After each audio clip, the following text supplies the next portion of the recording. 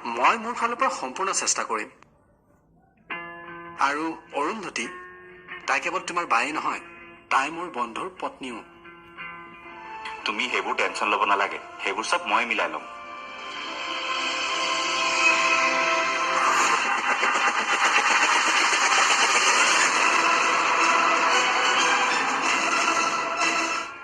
ঘৰত এতিয়া শকুন্তলা নাই, অনুজো নাই। এইটোৱেই ঠিক সময়। ৰাতি তৃষ্ণা হোৱাৰ পিছত মই এই পৃথিৱীৰ পৰা আজীৱন গুচি যাম। ময়ো ভাল হ'ব বিচাৰো, সলনি হ'ব বিচাৰো মই। তই সলনি হ'ব পাৰিবি জানো? মোৰ মতেতো নোৱাৰ। পাৰ যদি সকলোবোৰ বাদ দি এতিয়া ভাল হ'বলৈ শিক। সমাজত মূৰ দাঙি থিয় হৈ থকাৰ মজাই বেলেগ। কিন্তু মই জানো তই নোৱাৰিবি। কিয় নোৱাৰিম? তই যদি পাৰ মই কিয় নোৱাৰিম? মই কি তোৰ নিচিনা তেজমঙৰ মানুহ নহয় নেকি? হয়, কিন্তু তোৰ তেজত অলপ প্ৰব্লেম আছে। তই বেয়া নাছিলি, তোক তোৰ দেউতাৰে বেয়া কৰিলে। আৰু তই মূৰ্খৰ দৰে সদায় হয় দেউতা হয় দেউতা এনেকৈ থাকিলি। নহ'লে মই কৰিম কি? তেওঁ মোৰ দেউতা হয়, আৰু তেওঁকতো মই হয় ভয় দিবই লাগিব। তোৰ দেউতাৰে এটাৰ পিছত এটা ভুল কৰি যাব আৰু তই ৱাহ পাৰ্টি যাবি। আচলতে তই তোৰ দেউতাৰক ভালেই নাপাৱ। ভাল পোৱা হলে তই হয়ভৰ নহয়, তই বিৰোধিতা কৰিলি হয়। বাৰু এতিয়া আচল কথালৈ আহ। তোৰ কি বিপদ হৈছে সেইটো ক। তোৰ বিপদৰ কথা শুনিহে মই তোৰ ওচৰলৈ দৌৰা দৌৰিকে আহিছো, নহলে কেতিয়াও নাহিলো হয়। তই ঠিকেই কৈছ, আজিকালি মোৰ ওচৰলৈ কোনো নহা হ'ল। সকলো মোৰ ওচৰৰ পৰা আঁতৰি গুচি গ'ল। ইমানেই বেয়া নে মই? বুজি যে পাইছ তই, পাপ বহুত কৰিলি, এইবাৰ পুণ্য কৰি চাচোন। এবাৰ ভাল হৈ চা, দেখিবি যি যি হেৰুৱাইছিলি সকলোবোৰ পাবি। তৃষ্ণাও ঘূৰি আহিবনে?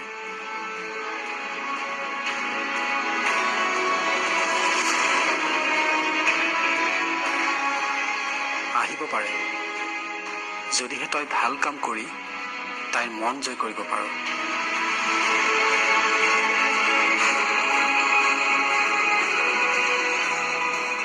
এতিয়া তোৰ কি বিপদ হৈছে সেইটো ক। মা, মই আছো নহয় আপোনাৰ লগত।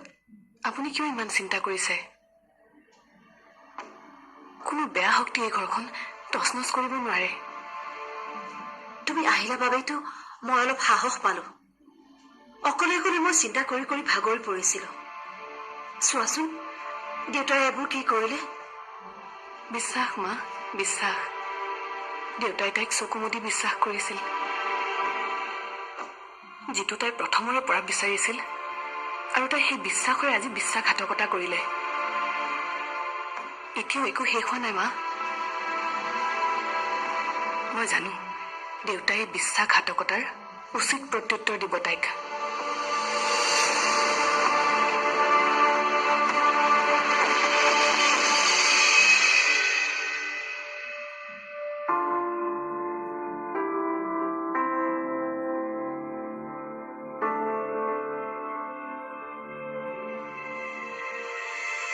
এই সময়ত মই মাৰ কাষত থকাটো খুবেই প্ৰয়োজনীয় আছিল।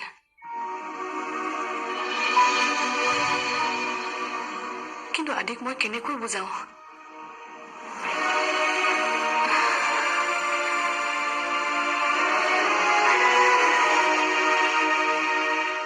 তোক যি বুজাব লগা আছিল মই সকলোখিনি কলো। বাকী এতিয়া তই জান। এনেকুৱা কৰিলে অৰুন্ধতীক ন্যায় দিবলৈ গৈ মই মোৰ দেউতাৰ লগত অন্যায় কৰা নহব জানো? সেয়া অন্যায় নহয়, পাপৰ প্ৰায়শ্চিত্ত কৰাহে হ'ব।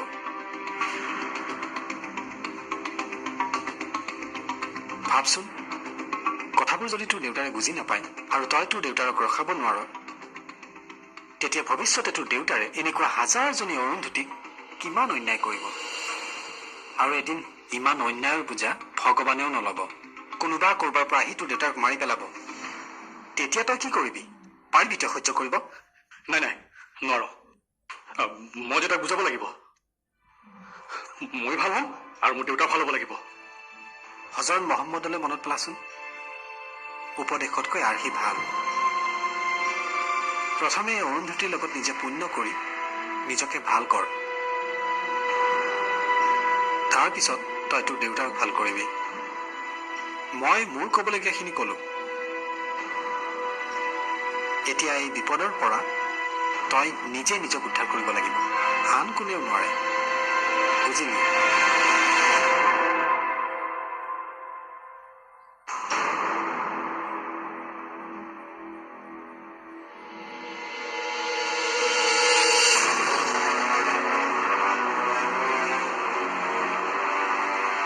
বুজিলো সকলো বুজিলো মই এতিয়া সকলোৰে লগত ন্যায় হ'ব সকলোৱে অন্যায় অশান্তিৰ পৰা মুক্তি পাব লাগিব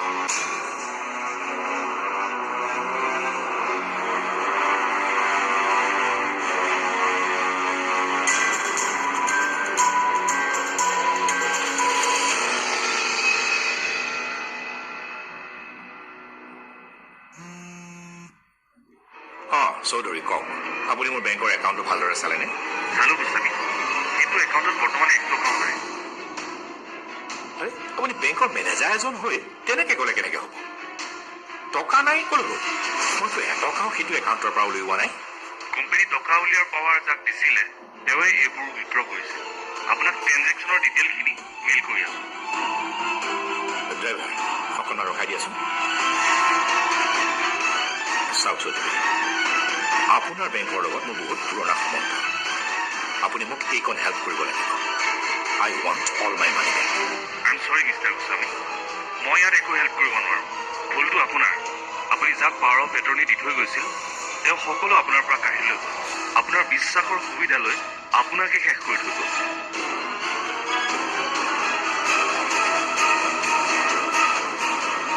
অনন্যা ইমান সহজে তুমি মোক শেষ কৰিব নোৱাৰা মই হাৰিব নোৱাৰো মই তোমাক হৰুৱাইহে শান্তি লভিম তুমি মোৰ বাবে সাজু হৈ থাকা ড্ৰাইভাৰ ব'লা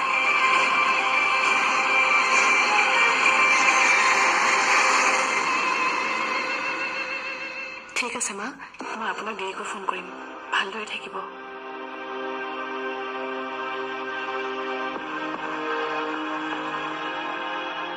মায়ে কি ক'লে দেউতা আহি গুৱাহাটী পালেহি এয়াৰপৰ্টৰ পৰা দেউতা মাক ফোন কৰিছিল মানে দেউতা এতিয়া ঘৰত নাই এতিয়াও ঘৰ পোৱাহি নাই মায়ে কৈছে এয়াৰপৰ্টৰ পৰা হেনো ডাইৰেক্ট বাগানলৈ গৈ আছে ডাইৰেক্ট বাগানলৈ যে নিশ্চয় তেওঁৰ মৰমৰ বোৱাৰী কিবা কুখ্যাতি গম পাইছে নহ'লেনো মায়েও একেই সন্দেহে কৰিছে কিবা কৰিলে অনন্যাই যিয়ে নকৰক এইবাৰ মেডাম ধৰা পৰিলে এইবাৰহে যদি আমাৰ মধুসূদন গোস্বামী চকু খোল খায়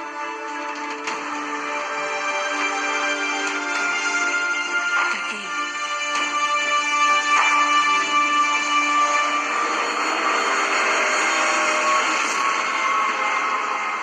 দেউতাইতো সকলো গম পালে এতিয়া আহি মহাভাৰত ষ্টাৰ্ট কৰিলে দেউতাক ফেচ কৰাৰ ইচ্ছা নাছিল কিন্তু উপায়টো নাই এইবাৰ মধুসূদন গোস্বামীয়ে এগৰাকী নতুন অনন্যাৰ সন্মুখীন হ'ব কি হ'ল অনন্যা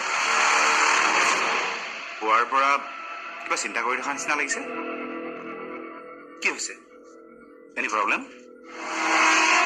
নাই কিনো প্ৰব্লেম হ'ব একো হোৱা নাই আৰু প্ৰব্লেম হ'লেও মই প্ৰব্লেমক ভয় নকৰোঁ বাহ হঠাৎ আজি ইমান সাহস ক'ৰ পৰা আহিল ডিএছপিৰ পত্নী হয় মই এনেও সাহস থাকিবই আৰু মই প্ৰব্লেমক ভয় নকৰাৰ কাৰণটোৱে হ'ল আপুনি মোৰ যি নহ'লেও আপুনিতো মোৰ লগত থাকিবই থাকিবনে থাকিম সদায় থাকিম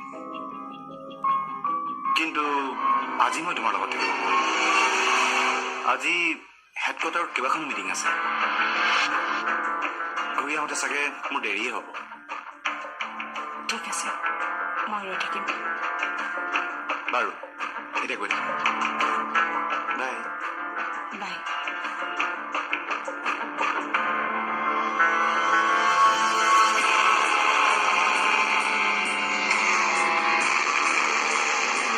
আপুনিতো মোৰ লগত থাকিবই লাগিব কাৰণ আপোনাৰ কান্ধত হাত ধৰিতো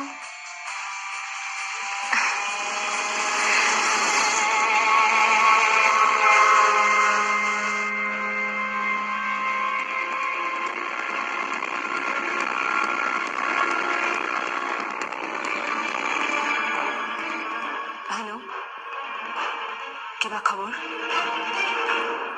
ৰিম্পী তোৰ হোষ্টেলত খোৱা বোৱাবোৰ ভালনে খোৱা বোৱা ভালকৈ কৰিবি কিন্তু আৰু শুন তই ঘৰৰ কথা একদম চিন্তা কৰিব নালাগে তই মাত্ৰ পঢ়া শুনা ভালকৈ কৰিবি বুজিলি এতিয়া ৰাখিছো এই ৰিম্পীজনী লগত থকা হলেও অলপ সাহস পালোহেঁতেন অকলে অকলে অনন্যা অনন্যা এখেত আহিল মানে আহি অনন্যা অনন্যা অনন্যা আপুনি আহিল এই অনন্যা ক'লে গ'ল মাতি দিছোন তাইক নে তাই ঘৰতেই নাই ৰুমতে আছে ৰ'ব মাতি দিছো মোক মাতিব নালাগে মিছেছ গোস্বামী মই নিজে আহিছোঁ মীনাক্ষী তুমি অলপ সময় আমাক অকলশৰে থাকিবলৈ দিয়া প্লিজ ঠিক আছে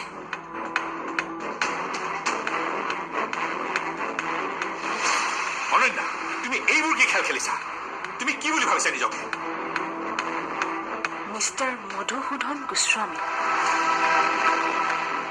এতিয়াই ইমান চিঞৰ বাখৰ নকৰিব আৰু বহুত কথা পাতিবলৈ আছে আৰম্ভণিতে ইমান উচ্চ স্বৰত কথা পাতিলে পিছলৈ দেখোন আপোনাৰ মাতেই নাথাকিব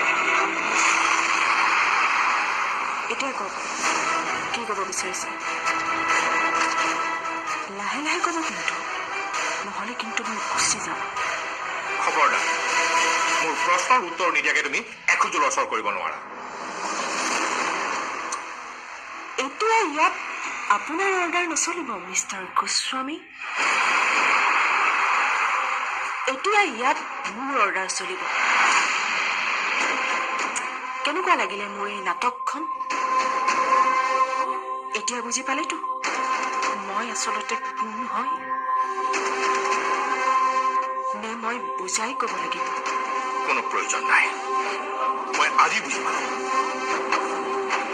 যাক মই মোৰ নিজৰ বোৱাৰী বুলি ইমান মানে বিশ্বাস কৰি আহিছিলো কিমান মৰম কৰিছিলো সেইজনী আচলতে মোৰ বোৱাৰীয়ে নাছিলে তুমি এজনী বিশ্বাসঘাতক স্বাৰ্থপৰ ছোৱালী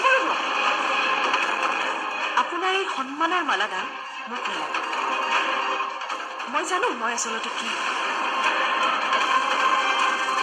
যিদৰে অজগৰে গোটেই সকলো গিলি পেলায় সেইদৰে ময়ো আপোনাৰ সকলো সম্পত্তি গিলি পেলাম বৰ অহংকাৰ আছিল নহয় আপোনাৰ এই সম্পত্তিক লৈ এতিয়া দেখাওক সেই অহংকাৰ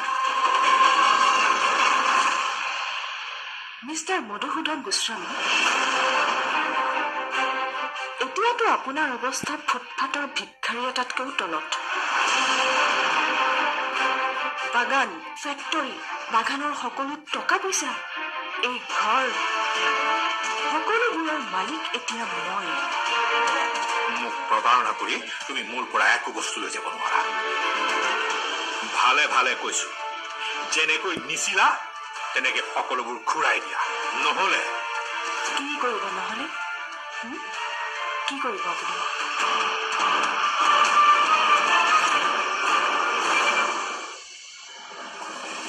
আপুনি বিচৰা বাবেইতো মই এই সম্পত্তিৰ মালিক হলো তাকো সম্পূৰ্ণ আইনগতভাৱে চল বল যি প্ৰয়োগ কৰে কৰিব পাৰে কিন্তু লাভ একো নহ'ব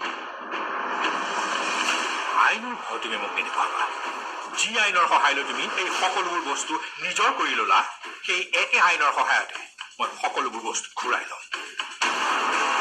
কাৰণ আইনৰ ওচৰত সকলো সমস্যাৰ সমাধান আছে। কিন্তু এইটো সমস্যাৰ সমাধান একমাত্ৰ মোৰ ওচৰত আছে, আন ক'তো নাই।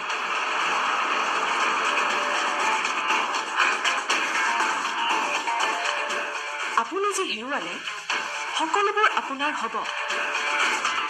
আপোনাৰ এই প্ৰতিটো সম্পত্তিৰ মালিক আপুনিয়েই পুনৰবাৰ হ'ব পাৰিব। কেনেকৈ জানেনে? মই বিক্ৰী কৰিম এই সম্পত্তি। পাৰিব আপুনি কিনিব? পাৰিম, কিনিবও পাৰিম। চেনেহৰ মালা গাঁথে অজানে খোজাৰ পৰশ, জীৱনৰ আলি বাটত জীৱনে নিয়ম ৰচে, নিয়ম ভাঙে সপোন চিমুহাৰি নিজৰে পৃথিৱী লাজৰে উৰণি নমস্কাৰ, আপোনালোকৰ যদি এই ধাৰাবাহিকখন চাই ভাল লাগিছে আৰু আগলৈ এই ধাৰাবাহিকখনৰ খণ্ডবোৰ চাবলৈ চেনেলটো ছাবস্ক্ৰাইব কৰিব আৰু কাষত থকা বেল আইকনটো প্ৰেছ কৰি দিব। ধন্যবাদ।